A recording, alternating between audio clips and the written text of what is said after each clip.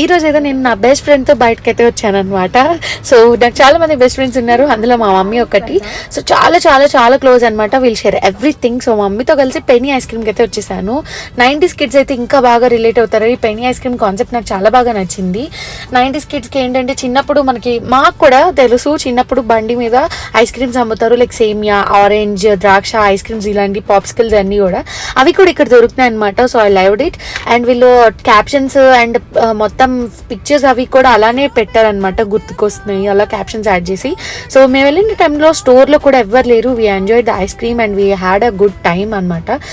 Actually నాకే mood బాగోలేకుండే, అందుకే మా మమ్మీ బయటకి అయితే తీసుకొచ్చింది. సో నేను బెనీ ఐస్ క్రీమ్కి వెళ్దామని చెప్పేసి అయితే సజెస్ట్ చేశాను అనమాట. మ్యాటర్ అయితే అది.